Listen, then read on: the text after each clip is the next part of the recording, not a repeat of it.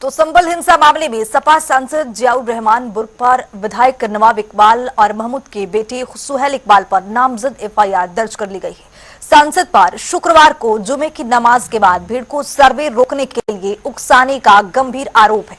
इसके अलावा सांसद बर्ग पर आरोप है कि उन्होंने भड़काऊ भाषण देकर भीड़ को उकसाया था। वहीं इस मामले में अखिलेश यादव पर भी उन्होंने निशाना साधा है। उन्होंने कहा है कि दंगा सरकार ने कराया है। साथ ही कहा है कि संभल में साजिश के तहत घटना हुई है। इसके अलावा उन्होंने ये भी कहा है कि सांसद बर्ग पर आरोप लगाए जा रहे हैं, लेकिन वे तो उस समय संभल में मौजूद थे ही नहीं। वहीं संभल हिंसा से जुड़े वीडियो फुटेज भी सामने आ गए हैं, जिसके जरिए पुलिस मामले की लगातार पैनी नजर बनाए हुए जांच पड़ताल कर रही है।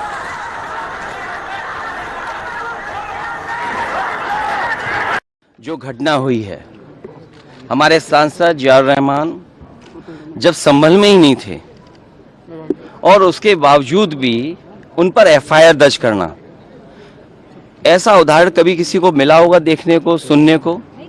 एक पुलिस ऑफिसर ये कह रहा हो कि नेता बनना छोड़ दो, नेताओं का सहारा लेना छोड़ दो, किसके लिए भाषा थी वो?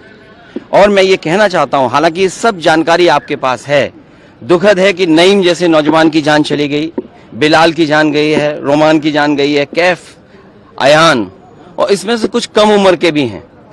मुझे याद है जब मैं लखनऊ में प्रेस कर रहा था, उस समय जो जानकारी थी और जो जानकारी छिपाई जा रही थी, जब वहां पर लोकल स्तर से जानकारी हासिल हुई, तब मैंने कहा कि नईम की जान गई है और पुलिस की गोली से गई है।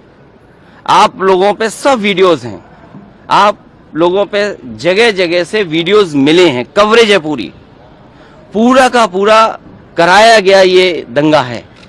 और किसने कराया? सरकार ने कराया, क्योंकि सरकार जो बेईमानी कर रही थी, सरकार जिसने वोट लूटा, सरकार ने जिसने मशीन पर ईवीएम की बटन बार बार पुलिस से दबाई, प्राइवेट ड्रेस में पुलिस लगाई, उस चुनाव में इनकी धांधली, इनकी चोरी न पकड़ी है, इसलिए जानबूझ करके संभल में घटना कराई है। और मैं कहना पूरे प्रदेश के अंदर ये सरकार संभल में जो घटना हुई, उससे पूरे प्रदेश के अंदर नफरत की जो राजनीति कर रही है, उसका ये पूरी तरीके से दुष्परिणाम है। सर, एक पक्षीय कार्रवाई का भी आरोप जो है विपक्ष की तरफ से लग रहा है। कांग्रेस भी कह रही है कि एक पक्षीय कार्रवाई सरकार की तरफ से की। नहीं, ये पूरी तरीके से पूरे प्रदेश के अंदर नफरत की राजनीति और प्रताड़ित करने की राजनीति हो रही है। जिस तरीके से वहाँ 5-5 लोग मारे गए हैं, इसकी न्यायिक जांच होनी चाहिए और जो भी जिस तरीके के जो इसमें लोग शामिल हैं, उनके खिलाफ दंडात्मक कार्रवाई, उनको गिरफ्तार करके जेल भेजा जाए। आप लोग मौन करने जा रहे हैं? निश्चित तौर से हम मौन भी करने जा रहे हैं और आने वाले समय में पूरा कांग्रेस का डेलीगेशन मैं स्वयं संभल जाऊंगा। रामगोपाल यादव जी ने सर ये बात कही, उन्होंने कहा कि जब न्यायालय इस तरह के फैसले देंगे तो पथराव होना तो लाजमी है। देखिए, मैं इतना ही कहना चाहूंगा कि जो स्थितियां चल रही हैं, उसमें पूरी सरकार, पूरे लोग इसमें शामिल हैं और हम सब लोग वहां जाएंगे और जाकर वहां की वस्तुस्थिति से अवगत होंगे। देखिए, विपक्ष का अगर मंतव्य किसी प्रकार का कोई डिस्कशन हो, किसी प्रकार की वार्ता हो या किसी उद्देश्य को लेकर कोई प्रश्न उठाने का हो, तो समझ में आता है। आप केवल हंगामा करोगे और कोई चर्चा ना हो सके, इसके लिए शोर शराबा करके आप पीठ का अपमान करोगे, मैं समझता हूँ ये अच्छा नहीं है। लोकतांत्रिक परंपराओं पर विपक्ष इससे ज्यादा अधिक कुठाराघात नहीं कर सकता। अब ये अलग बात है कि अभी विधानसभा चुनाव में पूरे देश में वो हारे हैं और हार की खींच है, लेकिन आप सदन को ना चलने दें, ये एक ऐसा इनका कार्य है जो विपक्ष के मंतव्य को दिखाता है। सर, जिस तरह संभल की इंसिडेंट हुई, उसके बाद वहां के जो सांसद हैं उनके ऊपर एफआईआर दर्ज हो गई, 4 लोगों की जान भी गई। इसको लेकर देखिए, लोग आज के समय में राजनीति, वो लाशों पर राजनीति करने का ख्वाब देखते हैं। जिनकी मृत्यु हुई दुखद है, नहीं होना चाहिए, लेकिन जनप्रतिनिधि का कर्तव्य है कि किसी चीज को आप उकसाने के बजाय आपको शांतिपूर्वक वातावरण बने, इसके लिए कोशिश करना चाहिए। देखिए, अभी तो फिलहाल संभल में स्थिति एकदम शांत है।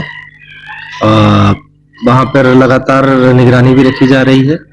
बाजार खुले हुए हैं, कोई ऐसी दिक्कत नहीं है। जो खास तौर पे जो एरिया जहां पे बवाल हुआ था, वहां पे भी कुछ दुकानें बंद हैं, अदरवाइज बाहर स्थिति एकदम सामान्य है।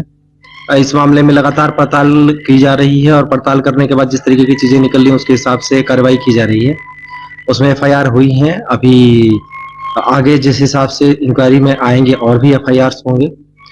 इसमें जो वहाँ के माननीय सांसद हैं जियाउर रहमान बर्क, उनके खिलाफ भी हुई है इंस्टिगेशन के कारण, और वहाँ के जो एक माननीय विधायक हैं उनके पुत्र के खिलाफ भी, क्योंकि उनकी मौजूदगी वहाँ थी।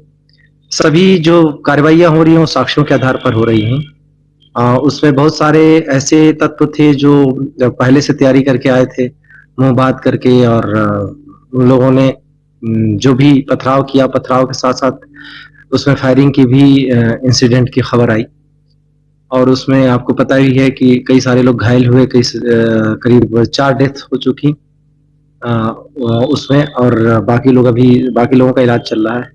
तो अभी स्थिति एकदम सामान्य है, कोई लगातार मामले पर निगरानी भी है, और मुझे नहीं लगता कि इसके आगे अब कोई ऐसी चीज आएगी।